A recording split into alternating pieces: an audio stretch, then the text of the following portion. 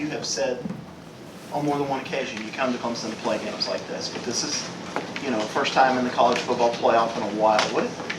What are your emotions? What are your thoughts heading into this game Saturday? Yeah, well, this is the first college football playoff in a while, but this is my first ever college football playoff. So I think what I've been telling people is just, we're hungry. We've never done it before. It's part of our lineage and part of our history, but nobody on this team has ever won a national championship. So I think that's something that a lot of people aren't taking into account is how hungry we are to get this thing done. Derek Gonzalez got signed. He was carrying around and said us against the world, and I guess Coach Sweeney had said that. How much is that the mentality of this team? It's 110% the mentality of the team.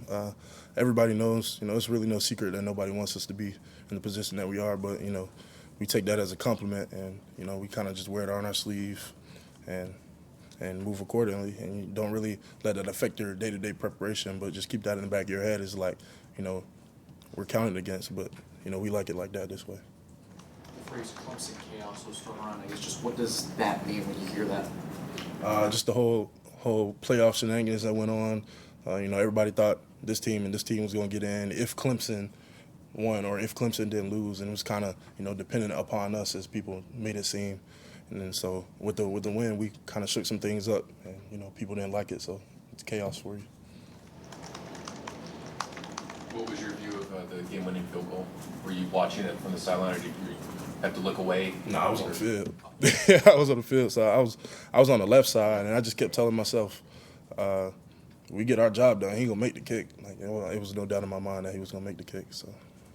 Was it kind of more sweeter because you guys kind of field goal blocking was the issue for you guys, but in that moment, with Nolan knocking it down, was it kind of sweet? Like all those, I guess, issues that arose early in the season were kind of like washed away with his kick.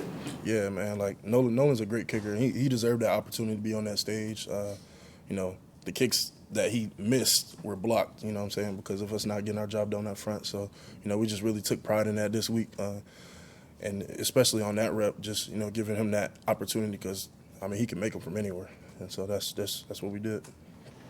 Peter, it's been like 9 days or so since that win. How many times have you watched that sequence, those last 16 seconds, and does it seem like it couldn't have possibly been real? Yeah, it was pretty unreal. I just walked around with my mouth swung open for a little bit, just like chin to the floor. But I can't really scroll anywhere and not see it. Maybe it'll go away after we do something else. But it was just a great moment. It was great. Peter, what do you make of the mobility of their offensive line? And I guess maybe how good they are at disguising screens and such, just getting out. You talking about Texas now? Yeah, I'm sorry. Oh. Yeah, Texas. Okay, Texas offensive line is great, and I think that's one of their strengths of their team. And, they do disguise screens and stuff very well. And, we just got to do what we're coached to do and just read and stuff like that.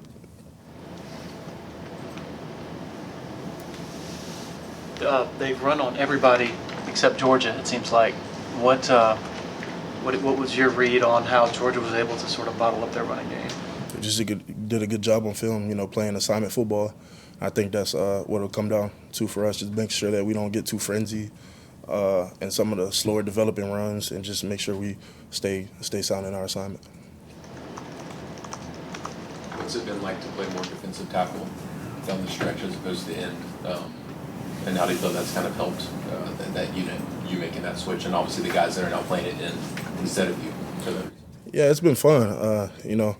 Me, I always just say I'm a defensive lineman, just wherever. I just play wherever, wherever I'm asked to play. But I think it's really helped, some of the development of the guys who had to step up, at the other positions. And you see those guys getting better every week and making plays for themselves. So that makes me happy to see. And even this year, but for the coming year, some of those guys who we've been sprinkling in there that have had the opportunity to play, with different guys moved around. But it should be fun, man. We get our best players out there on the field and dominate. Seems like TJ has a knack for forcing fumbles on strip sacks. I guess does he do anything in practice? Like practice any of those reps to try to ID the ball and kind of figuring out when the swipe is in and when not to?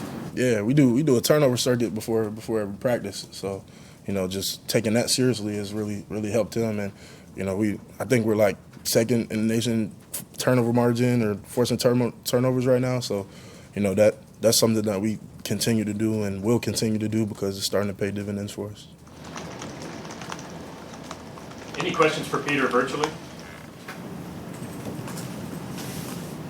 Go ahead, Andrea. Hey, Peter, I was just wondering, this offensive line, compared to maybe some of the others you've seen this season, whether Georgia, South Carolina, some of the other good ones, how do they compare, and what is the biggest challenge they present? You know, they compare great. I think it's a great matchup for us. They're big, they got strong hands, and they're good at the point of attack. They move laterally really well, and they work well as a unit. And so I think all those things present a good challenge for us, and I think that I'm ready for it. This defense has been really good at times for a half, for 3 quarters, and then 1 quarter kind of, you know, undoes a lot of it. How do you guys lock us in and say, you know, put together that complete 4-quarter game? Yeah, I mean, like you said, we've seen it in spurts. We've seen a half. We've seen a quarter here and there. We just got to do the job. We just got to do it diligently. And it just comes down to, you know, having the mindset of 60 minutes or however long it takes, you know, making sure that we do our 111 as a person and our 1/3 as a team. And that goes back to, like, the complementary football thing that you hear Coach Swinney talk about all the time. Just make sure that we stay aligned with those rules and make sure that we're complementing the offense complementing special teams and defense in like a triangle. And I think if we keep that mindset, I mean, there's nobody that can stop us as a team.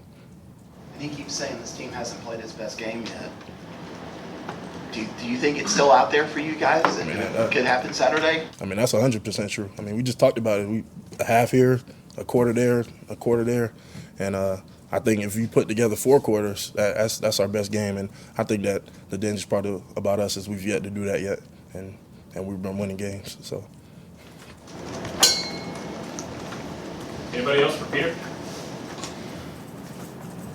All right. Thank you, Peter. Thank you, guys. Appreciate it.